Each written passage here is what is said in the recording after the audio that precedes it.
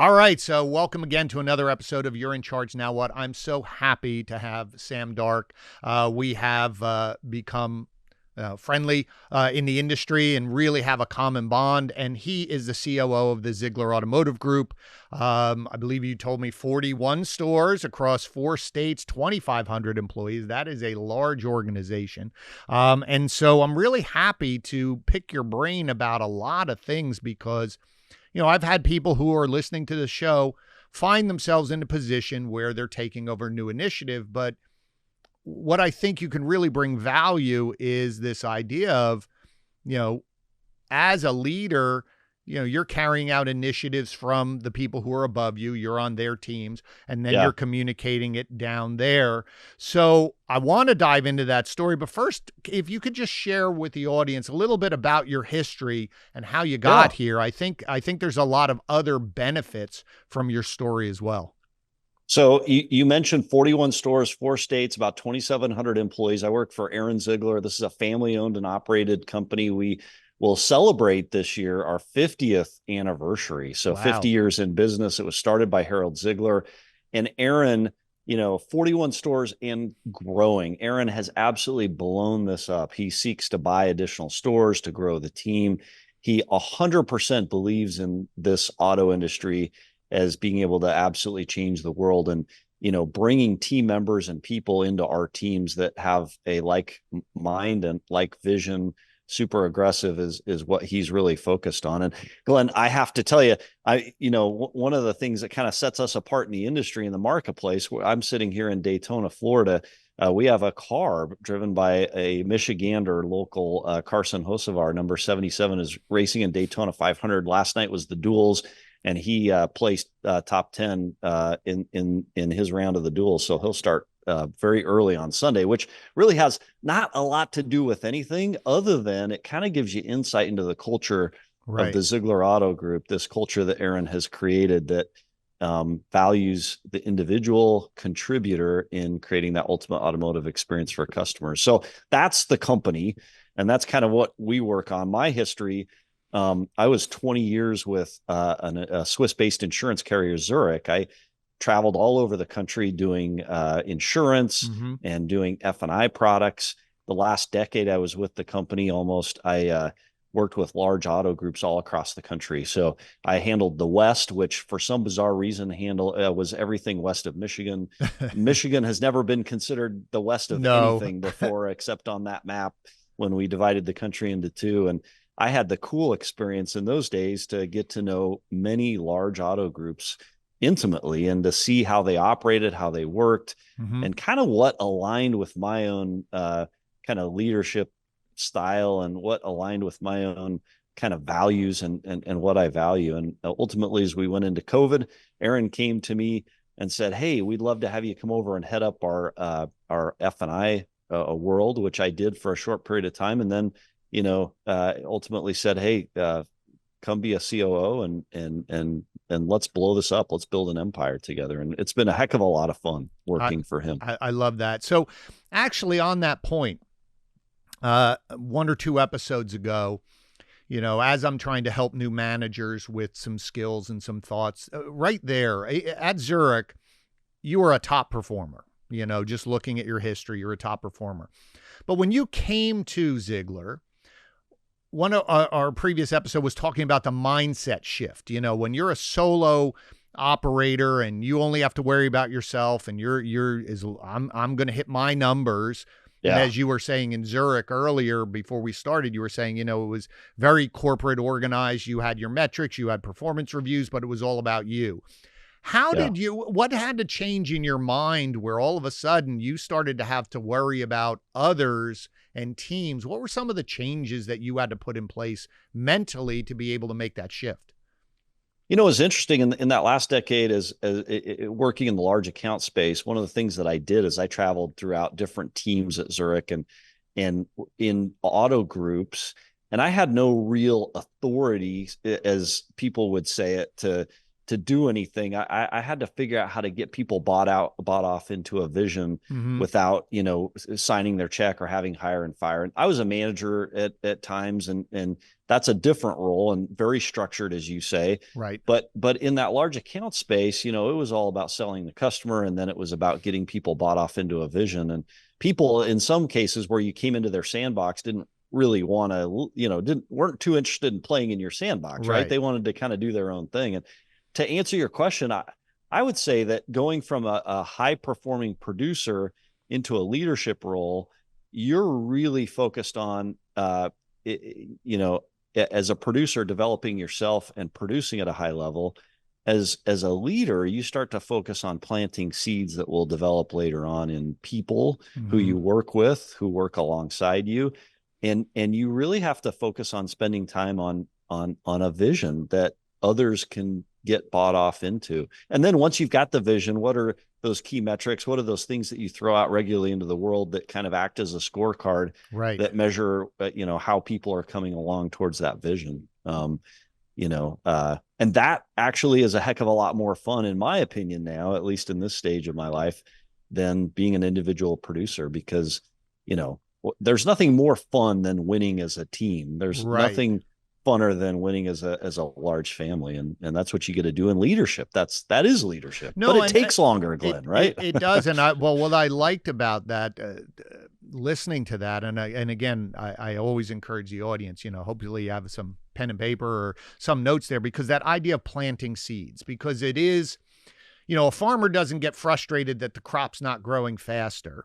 But Yeah. sometimes top performers, when they become that manager, especially for the first time, where they're dealing with other people, there is that level of frustration of, why isn't it? It comes easy to me. Why can't they do this? No one held my hand. Whatever Mm. the words in your brain are. But I really love that image of planting seeds, encouraging. But you use the word vision. I think you've already used it 3 or 4 times, from Aaron's vision to your vision, getting people bought in. That word gets tossed around a heck of a lot in this industry, and everybody needs a vision. When you say vision, or when Aaron in the Zeigler organization says, this is our vision, what are the pieces of a vision that is needed in order for someone else to see it fully the way that you see it? So I think a good vision is one that's compelling. So it's interesting, and I think I've learned this throughout my life, both at my former employer, and then just it. People want to be part of something where they know that they can change the world a little bit, by and large, right? People, we give a part of ourselves when we come to work, and we want to know that that part of ourselves makes a difference and matters. And I debate this all the time with people. Hey, is it money? Is it all about the pay plan? I don't think so. Right. For some people, in maybe certain seasons of their life, it's all about the money. Is it being able to have an impact and make a change? I think that is. And I think there's evidence that, the younger generation, they want to collaborate and they want to make that difference. Um, and part of vision is communicating the why what you do makes a difference. Right. And I've got all these carts rolling right past me because they're taking luggage somewhere, I guess. Listen, it's all good. Why what you do makes a difference and how it plugs in. And, we'll have this debate often, right? A lot tech, a porter. That's how I first got into the business. I was a porter in the car business in the late 80s, early 90s. A porter makes a difference in a car dealership. They can change the world for a customer by having a great experience. And yet some people on some teams would look down on someone in that role and say, hey, it's not that worthy of your time. That's insane. So, in our world, our mission statement is delivering an ultimate automotive experience. What does that mean? Like, what is an ultimate automotive experience? Well, Glenn, we know through COVID what an ultimate automotive experience is not. It's walking into a retail store and nobody's there wanting to serve you. Right. There's not enough people. You're met with a frown instead of a smile. You're met with somebody that you think you're bothering instead of helping. In the auto industry, from a vision standpoint, we have an opportunity. There's enough revenue that's generated, and we can train people. We can spend enough time to create that experience. that we can truly light people up as we do what we do. And in lighting people up and creating those positive vibes as we interact with our customers, that changes the world. Because you never Right. know, if you make somebody's day by delighting them in service, by doing something kind for them and unusual for them, they're going to go and return that somewhere else, and then Right. someone else will return that. And the ripple in the pond, as we always talk about in our Zeigler leadership courses, that ripple in the pond is tough to quantify long term. Like you'll create a tsunami at the end of that. And as a porter, right? Or as a lube tech, But or think as of a where you whoever. are right now with Daytona. Think of the pit crew. You That's know, right. whose job is most important? Is it the person who's lifting the car up? Well, we need the person to jack the car up so we can change the wheel. So is he more important than the person taking the lug nuts off or bringing the tire? It all has to work in unison. So to your point is, all of that works, because if the porter doesn't have the car on time, or the porter doesn't, Yeah. and that idea of understanding that people are at the automotive dealership for a reason. Either it's an exciting time because I'm going to get a new car.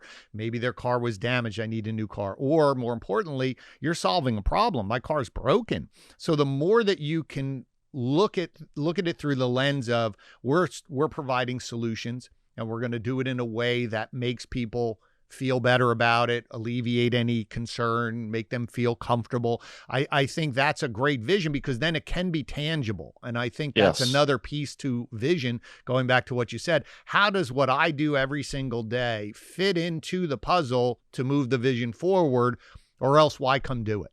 Yeah. And don't you think too, another aspect or element of a great vision is this: great visions have got to step outside of the realm of possibility. They've got to be gently impossible. Yes. Where when you say what that is, and the ultimate automotive experience is tough because we spend a lot of time trying to quantify it. But I love, as a leader, a little bit when somebody says, "Hey, you know what? That's insane. That can't happen." And we talked about many years ago when I first came aboard. We talked about how the space race. I'm here on the Space Coast at Daytona Beach. Again, they're doing the race. NASA's not far from here. Right. In the 1950s, JFK stood in front of a country and he said, "You know what? JFK as a president did not like the space industry. He did not like spending money on it. It was not something he liked. But he saw what the Russians were doing, and they were Right. beating us in every metric in the race to space. They sent an animal up. They sent the first man up. They had rockets and satellites and everything else. The first words on the moon should have been in Russian by all measure. Right. And JFK stood up and he said, "You know what? We need to go to the moon, and we need to do it in a decade. And here are all the reasons why we need to do it. Not because it'll be easy, but because it'll be hard. It'll challenge us, and it'll cause us to do things and collaborate in ways that we've never done before." And he was right. Ultimately, the U.S. went to the moon first, unless you're one of those crazy conspiracy theorists, which hopefully nobody on here is. But Right. um, we went to the moon first, and the first words were in English, and it changed the face of the world. And we have products today because we made that push then that have changed the world. Velcro, right? I don't know, Right. Tang, whatever else, computers, chips. We lead the industry, and the Russians kind of follow us in that regard. And we can do that in the auto industry too, right? We can say, you know what, everybody else out there is giving this level, Right. and we're going to be crazy and we're going to ask for a level beyond it, but do it in a way that respects every team member, that shows them how they're a part of that difference. And ultimately do it in a way where, at the Zeigler Auto Group, we were actually acknowledged by Glassdoor as being top for work-life balance. I mean, how crazy is that in the auto industry? Right. That an auto dealer group with as many locations as we have ends up being recognized by a company like Glassdoor, nationally recognized for work-life balance. The car business isn't known for is work-life not balance. known for that. No, not at all. But what I love about what you're talking about in that idea of vision is even the wording. And as much as you're saying, well, what is the ultimate? I think that word actually is a brilliant word, because it causes debate.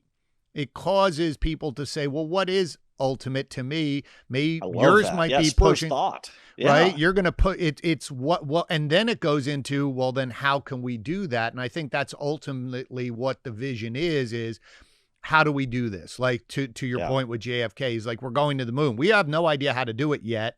And I also liked his wording saying we have to do this not because it's easy, but because it's hard. And I think Yeah. when you have a vision that is going to push you outside of your comfort zone, it's the only way you grow. It's the only way we learn. We all did that growing up. It's just an odd thing that when we all become adults, we forget all of those challenges of learning how to walk, how to ride a bike, how to throw a Yeah. baseball. All of those Yeah. things were outside of our comfort zone, but we either found the why on the other end of it was enough to make us go, all right, let's keep pushing through. So on that note, then, with all of your groups, all of the stores that you're sort of communicating this, right? You're taking what Aaron is pushing as his vision and your operations, so to speak. So now I have to go out and make sure our team is delivering. I have to help them get better at what they do. There are people here who have, and I've talked to them, who are newer general managers or regional managers, and they have 2 or 3 stores, and they're going, yeah, but it's easier when I'm in there. But when I'm not in there, how do I do this? So talk to me about how you've either set up that vision to communicate, that change into process or something. How do you spend your time or organize your time to make sure that all of these teams are moving forward in a way? And how do you sort of orchestrate the madness? It's interesting. So one of our in our auto group, as you get to know us, what you'll find is each one of our general managers essentially runs their own business. Mm-hmm. And part of Aaron's belief is if they run that business as their own, and they're set up to have that kind of autonomy, command control, decision-making and whatnot, ultimately they're going to feel that ability to change the world. And they're going to act like a business owner, and they're going to treat that. They're going to defend it. They're going to guard it, and they're going to grow it in the way that you would want somebody that runs their own business. And then from an auto group level, our job is to kind of keep guardrails and also keep kind of vision. So there are things that we do on a regular basis, interactions, and it's nothing new to the auto industry. I think in most auto groups across the country, there's some idea of a general manager meeting, getting people together. We don't go out to 20 groups. We don't go out and try to learn from other auto groups. Usually there are some big exceptions to that. We actually love to get our GMs and our stores together and hear, hey, what's working for you? What are the biggest successes that you're having? And let's learn from each other, but then let's learn and make commitments to each other that those best practices, we're going to actually implement them. So the old joke in my prior world was, and I think it plays to what you're talking about, is, dealer would come back from a 20 group meeting or NADA or some other, great meeting, and would be full of all these great ideas and would try to execute on all of them all at once. Right. And it would exhaust the team, and it was impossible to do. And it was tough to understand as an employee in that world. Where's the consistency? All I've got to do is I've got to outlast that attempted change, and then we can go back to whatever we were doing before. Back. Absolutely. Glenn, don't you think that part of executing on a big vision is hearing a good idea that is consistent with your vision, and then taking small steps, not big ones, taking small steps to execute on that idea, reap the rewards of it, share it so others can benefit. And in the sharing, you actually get better yourself, and just continuously get better. We actually had a speaker that came in. One of the things that blew my mind when I joined the auto group that Aaron has done for a long time, we have something called Zeigler University. Mm-hmm. And we have, as part of that, it's our own internal learning and training platform. We have something called Zeigler Speaker Series. We have an in-house head of training and development, and he'll contract with speakers that are outside the industry to come in and talk to us on various topics. Sure. And there is, and I have to remember his name. There's a gentleman that is he's an Ironman, mm-hmm. and he has Down syndrome, and I'll send you his information so you can put it in the show notes. And his dad, I think, was some sort of a mechanic. He was an engineer, and I think he may have worked for NASA at one point. And he got into this whole idea of like high performance and just getting better a little at a time. Mm-hmm. And he said, hey, what if my son who has Down syndrome, who wants to be excellent with physical fitness, what if he could become an Ironman?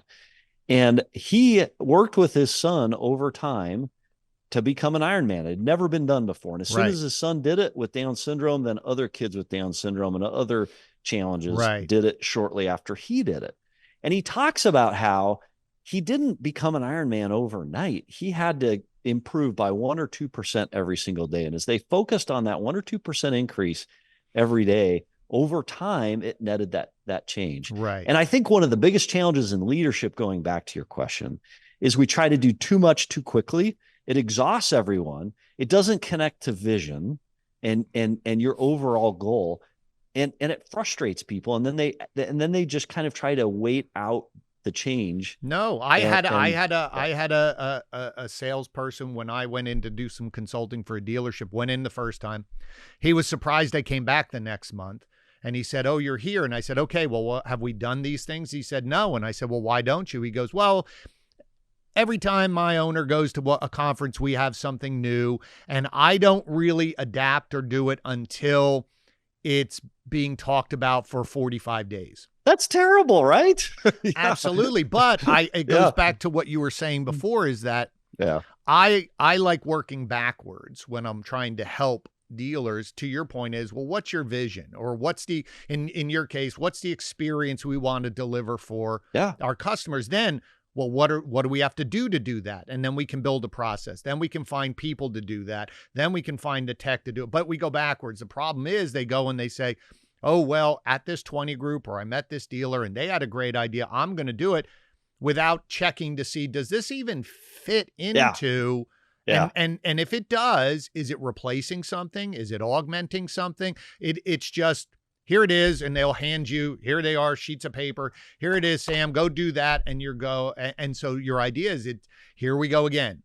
And then in 30 days, they're on to something new, versus, to your point, is taking that time and patience and say, and really, to me, it's always the implementation that's the piece that gets screwed up. It just never gets implemented fully correctly, and then we wonder why things aren't working.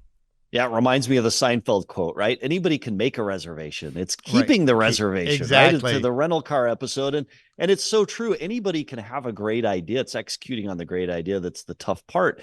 And if you try to do too much too quickly, not in alignment with your goal, you're going to fail. And so maybe, Glenn, too, another aspect of leadership, and I find this in my own case, my job is to be a gatekeeper and a defender of our culture and processes. Right. And with all the solutions that there are, Glenn, do you know of any industry that has as many solutions as the auto industry does? I challenge you to go to NADA or any other conference.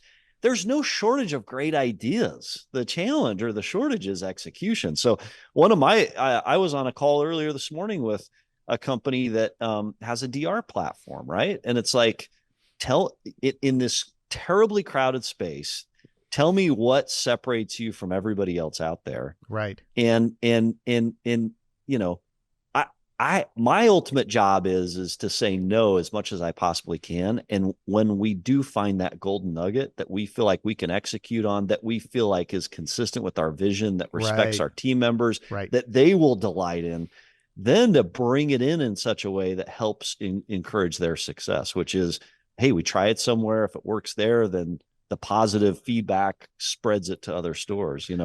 We end up having to be a defender or a gatekeeper of that. I think that's folks listening. There's two things that just popped into my head. One is defending your vision against, the barbarians at the gate, so to speak, because when you go to these conferences like NADA, everyone's, every year there's a buzzword. This year it was AI. Everybody's AI, and you're trying to figure out what is real. But if you don't have a true sense of who you are and what works for your team, then you then you can get swayed by everything. But the other thing that I really liked, because when I've worked with larger groups, there's usually two structures. One is the way you're doing it, where you have a vision, but each general manager more or less runs their own business, has their own, I'll call it fiefdom, and they own that. Versus someone else, it's very corporate, top down, we all run the same way. And they both can be successful. But what I like about yours is when you all get together, there is, with 40 leaders and experience, there's no need to go outside, so to speak, to have our own 20 group. We can That's right. collaborate here because they've had their own ability to try different things without that frustration, because I'm sure, as I said, that the top down fully corporate one can work, but you then have to hire a certain type of person to fit that mold, or else they'll start to chafe. And I think Yeah. that also is, as leaders, identifying, becoming really masters of understand what I need in that position, what person can fulfill that, and do they really have the right characteristics to deliver on that, what they have to do for their team long term. I think that's probably also for you something you spend a good amount of time on. Yeah. So in that room where we all get together and we share those ideas, you think about it, every single one of those GMs, for the most part, is bought into the vision already. They understand the culture. Right. And so if there is a good idea that requires some tough execution, they have a sense about how to apply that in. And that's the tough work of leadership, is taking good processes and tying it into your existing vision so you can achieve and accomplish with respect to the individuals. And maybe that's one of the reasons why we score so high on the Glassdoor work-life balance, because well, I think you also, it sounds respectful. Yeah, but it also sounds like you have that, you've given them permission to collaborate without Yes. fear of feeling silly, stupid, which is what we all have to feel. That's, like I said earlier, when you're a child, you fall down and you celebrate as a parent. You're like, yeah, you took a step. You don't yell. But later on in life, this idea of not understanding, I didn't understand what you meant, Sam, or I need some help. I got it this far, Sam. Can you help me here? There are situations where we're afraid, or that's seen as a negative, but it seems like, again, that's also part of the beauty of the Zeigler group, is that you've allowed people to raise hands and collaborate without fear of judgment. Yeah. Yeah. It's interesting. One conversation I've had this past week, and I'll share this with you just because it transitions into another element of vision. I think if you have a strong and powerful vision, as economic times change, people still align with that vision and see how they fit in the goal and see how they fit in the world. And Glenn, has there ever been in the history of the auto industry a crazier change than that's happened in the last 6 months? Like, I am constantly having, and by the way, I'll still take the phone calls to everybody listening, but I am constantly being contacted by vets, people that have been in the industry for a long time, who saw the run up to COVID, who just blew out pay plans and expectations and production. And in their head, they knew that couldn't sustain itself. Like, I've been in the business since the late 80s. We've all seen the cycles, 2000 and 08 and everything else. And COVID was a wild cycle, and it was a cycle, and it was bound to cycle back. And there will be a continuation to that, right? But if you don't have a strong vision, you don't have a strong why, you can't connect to that vision. When we hit the backside of COVID, and everybody all of a sudden asks, wait, what's my purpose? What is winning? Right. How do I succeed? Right. Thinking about all the success we've had over the past several years, what is success now? What's the new scorecard? And I'm seeing that, and it's endemic in the industry, really, where GMs and managers and even salespeople who have had that success in the past, they're having a tough time recasting what that success looks like in the future. And I think when you have a strong culture, and I would hope our GMs and the other team members that are part of Team Zeigler feel this way, on the backside of that, you're still connected with vision. You still have a purpose. You still see how you make a difference. You still have a goal. And even though that target changes a little bit because the market changes, it doesn't blow everything up. You don't have somebody coming down and saying, hey, our net is different. You're all fired.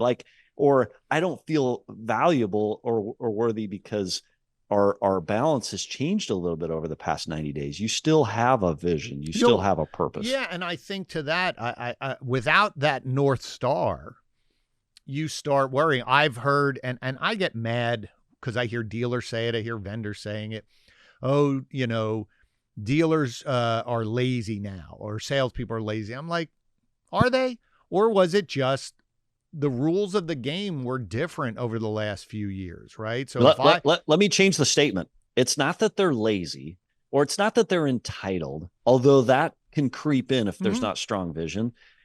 Are they inspired? Exactly. I Right? just said that they got rusty a little bit because, again, it's human nature. If you were coming in for a vehicle and you said, yes, I want it because I had it, why do I need to do 10 steps of road to the sale? It was like, okay, thank you. And if you didn't want it, there were 3 people. It's just human nature to play the game the way it is. To your point is we have to re-inspire them and get them back focused on the North Star of, we delivered great experience to them. We're still going to deliver great experience. We just have more inventory and there's other extenuating circumstances, but we've been through this before. Now, the key is if you have people who you've hired over these last few years and that's the only game they knew, well, heaven then help them. Right, exactly. Then you have to re-energize, or to your point is we have to recalibrate the people who were pre-COVID to say, you've lived this before, this. It's just, let's get back. But it's always through that lens of your vision. And I think that's key. So let me just pivot onto one more topic because I want to, again, I appreciate your time and everyone, please follow Sam. He's really such a great guy. I'll connect his contact information there. He's a wealth of knowledge. And as you can see, he makes sense. I've had people who, can talk in circles and people get a little confused, but I like what you're saying is so some of the things that are facing the industry right now, forget, that the inventory is coming back up and there is some challenges in terms of interest rates and things like that. Again, I had this discussion with a group of people the other day and I hate when people talk in huge generalities. So this comment was, well, what are we going to do with all of these young people, these Gen Zers? They don't want to work. They're lazy. There's this. And I said, time out. I said, in my opinion, and this was a group of high profile dealers. These were not, low level, and they were just frustrated because that was what they were hearing. And I said, I think you're looking at it incorrectly. My opinion is you're looking at it vertically. This generation. I said, I will guarantee you, my father thought my generation was entitled and I didn't have to work as hard or whatever. I said, I think you should go sideways because every generation has high performers, solid workers, lazy. And I challenged them. I said, I will guarantee you, whatever age you are, someone your age that you would consider lazy. And they all said, yes. I said, so I don't think that. I think that they just have grown up with different an environment.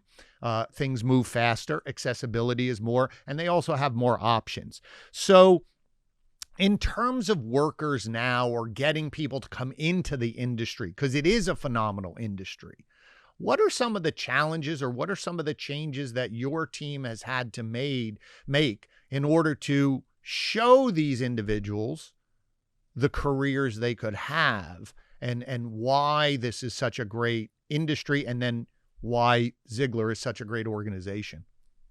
That's a tremendous and a great question. I think one of the things that we've done really well starting several years ago is just listening, right?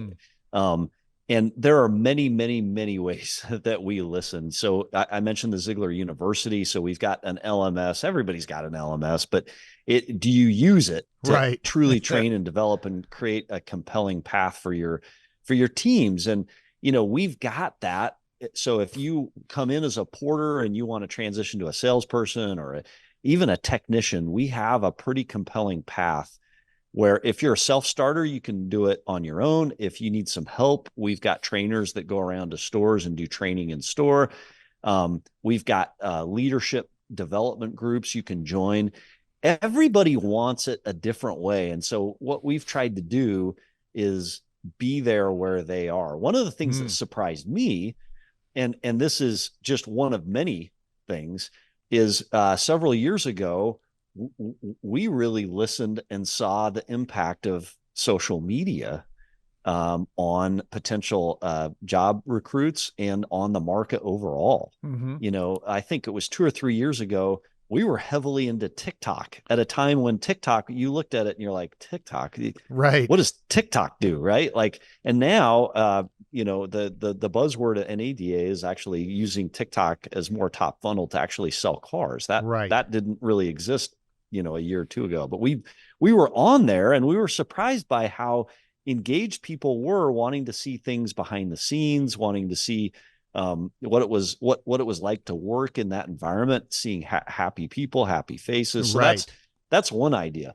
The other idea, when you talk about those younger workers, it's not that they don't work, because they do. It's that they value potentially different things Yes. than maybe we valued. Like, I would give 18 hours a day for a paycheck and the ability to make a difference. And they actually want to collaborate a little bit more. They value the life experience a little bit more. Mm-hmm. And maybe they want to be seen as having a great time while they work. 4 of our franchises happen to be Subaru stores, and my mind is blown by the Subaru experience. Right. I work very closely with those stores. There's a brand that really aligns with that younger Yes. demographic well, and maybe better than some of the other manufacturers. They don't advertise price. They talk about, a love promise. They give back in meaningful ways that help change the world. And there's a cross section of our employees that absolutely value that. There are Yes. other employees that want to go out and sell old school and Mm-hmm. are willing to work 18-hour days. We've got to be more flexible. Yes. Yes. And maybe one of the challenges, Glenn, in the marketplace is when you hear people complaining about how do you deal with these, like, it's not our job to deal with them. Right. Right. Again, going back to the vision, it's our job to present a clear and compelling vision to them and see how they can participate in that, and in so doing, change the world. We launched a podcast. Yes. You're doing a podcast. We launched a podcast 2 or 3 years ago. We've got over 300 episodes out there. We communicate every single week with all of our employees via the internal podcast, and then with everybody that's interested via an external podcast called Driving Vision. In the auto world, in my old world at Zurich, we talked about the potential of doing that, and they're like, "You're out of your mind. Can you think of the legal liability that would create having all that information out there?" I went to Aaron with the idea. Aaron's like, never thought of it before. Let's try it. I was scared to death, because I'm like, what if I say something wrong and somebody comes back and sues us or does something? Guess what? That has never happened. What's happened is we're able to connect with a certain cross section of our employees that love to hear the voice, want to be involved, want to be included, want to know what's going on. And they connect that way. Not everybody does, but many do. No, right? I love that. And I think that's 2 things that I took from that. One is the idea of listening, because that idea also of flexibility and being open. You may not do it, but the fact that you were able to listen to someone's input and gave them a thoughtful answer, I think that, to me, is what matters. Because if not, I have an 18-year-old and a 17-year-old, or almost 19-year-old. They work very hard. They have no problem working, but they have to feel that they're part of something, or there's a reason why, and it has to be somewhat enjoyable. But I go back to that idea of options. When we were growing up, when I was growing up, there weren't a million places that you could do. You had to go somewhere to work. There was no idea of remote work. There was no idea of, when I was growing up, if you ran your own business, it was almost seen as, well, that's because you couldn't get the job at the big AT&T or something like that. So you had to work, or it was your parents. It just, today, being an entrepreneur is sexy, and that's the buzzword. Everybody wants to be an entrepreneur. When I was growing up, that wasn't really something that you went into. So I think, but that idea of listening, encouraging, connecting is way more important, because then you have the ability to continue to communicate your vision to people, communicate to your team, and it becomes a 2-way conversation. So I think that's really great. So, listen, this was phenomenal. I love talking to you. And then you and I have spoken before. We've done some work with your team, and you have such a phenomenal team of people around you. But I do believe it is part of your leadership. I just see it. And also, again, executing the vision for Zeigler from Aaron on down. You're a great champion for that. So I always ask a few off the wall, sort of who is Sam questions as we wrap up. And then we'll get all of your contact information for people to meet you. So first question, I call them the one. So what's the one thing that comes into your mind? What's the one thing you're reading or listening to or watching that's inspiring you right now? Oh, wow. That's interesting. What's the one thing I read, listen to, or watch that inspires me? Oh, that's interesting. You know what? I've really aligned over the past year in just, I think every great leader has got to be or got to make some sort of an effort to be physically fit. I, Okay. I put that, I travel a lot. I live in one part of the country. I work in another part of the country. We all work incredibly long hours. And I put that off for a couple of years and really got to a point where I was like, you know what? I feel a little bit of stress. I've got to get healthy. We have a relationship with a company called Athletic Mentors. We give it to all of our employees at no cost. And I was on these monthly calls where I was trying to like rally everybody to join this cause. And I was giving excuses to our trainer, name's Coach Jess. And I felt like a complete hypocrite. And so finally, a year ago, I was like, all right, you know what? I'm going to do one thing. I'm going to work out every single day and I'm going to track it. And so I have Glenn in front of me, this app called Streaks. And today was day number 275 straight. You can see the Look at streaks. that. I track the exercise. I track something called athletic greens, and then protein intake. So I would say like the one thing I'm digesting right now is anything like health performance. There's a couple different podcasts and things that I listen to in that realm just to Great. kind of keep me inspired and motivated. And I found on the flip side of that is a heck of a lot more energy, ability to communicate, ability to connect with our teams. And in the leadership world, like energy is like the currency of connection, right? Oh If my you do God. not have Yes. that energy and vibrancy and the world can suck it out of you. You got to Right, right, defend it right, and be ready to right. give it back. So caffeine also helps, but I, I yeah. all So right. that's, So yeah. number two would be, what's a skill that you have that a lot of people don't know you have? Oh, that's interesting. A skill that I have that not many, I speak Russian fluently. So back in the Ah, 90s, I lived for a time in Ukraine, which is the challenging place in the world right now, but lived there for a period of time after high school and came to speak Russian fluently. And I often in the Chicagoland, there's a huge cross section of Russians and Ukrainians, and some are Uber drivers, cab drivers. I've shocked more than one as they're talking, and I butt in and sound pretty native. So that's something most people don't know. all right. Last question. I'm firmly convinced that sometimes you become more of who you really were. So if I Mm, go back and look at Sam at 15, 16 years old, in that junior year high school, mm, and I look at Sam now, you look at him, not me. mm. Is there a common thread that you would go back and say, I've always been this type? So it's a two-part question. What's the thing that's always been there? And number two, what would 17-year-old, 16, 17-year-old Sam be surprised at you now? Well, I mean, I'm probably not alone that, as an adult, once you get up into kind of a developed adult, you look back and you would tell yourself, hey, shocker, it all kind of worked out, right? You feel Right. anxiety as a kid wondering, hey, will I ever measure to anything? And then I think some of the character traits back then, I remember being in high school and doing video production and running around selling sponsorships for a high school video production and having kind of a true revenue generating ongoing, I was entrepreneurial in so many ways back then. And I think that's translated across to what I do today. And really just an intense desire at that age to make that difference. Right. And to succeed. And, shocker it, you know, isn't it crazy how when we get to kind of where you and I are, and I say this to our teams when we're in mentor groups and leadership groups and development groups, I tell people there are more slots for great leaders then there ever will be leaders. Like, there just are more slots. People raise their hand. They're like, oh, I want to be a GM. I want to be a GM.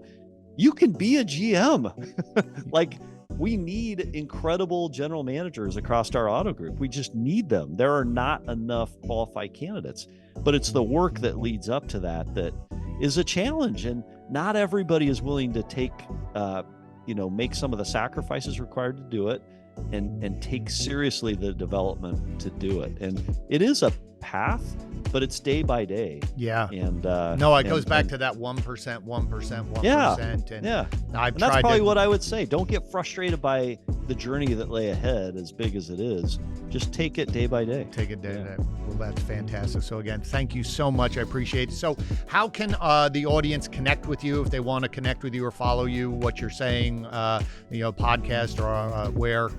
Yeah. So what's the best way? So Zeigler.com is our auto group website.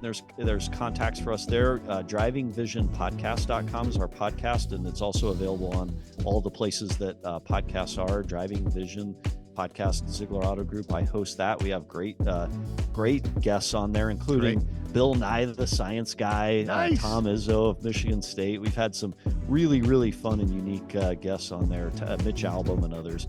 And then obviously LinkedIn, Sam Dark, DARC, and Facebook as well. I'd love to connect with anybody interested. And as always, I think I've already been kind of a walking billboard or advertisement, but we're always looking for the best who want to come in and help us make a difference, change the world, and build this empire that is the auto group. So thank you. Yeah, we'll put that all in the show notes. So again, thank you so much for your time. Audience, you know the drill.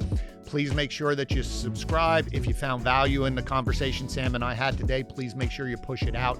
I'm sure there's someone in your network that could benefit from Sam's wisdom today and some of the tactical things that he shared. If you're interested in some of the online training that I do, or personal one-on-one, or bringing this type of work to your organization, just click the link in the bio and we'll do that. But as I say at the end of every episode, you're in charge, but now Sam gave you a few more tips and strategies to help you become the leader you want to be. We'll see you next week. And Sam, I look forward to seeing you continued success. And thank you so much for your time today. Thank you, Glenn. Appreciate it. Thanks for all you do.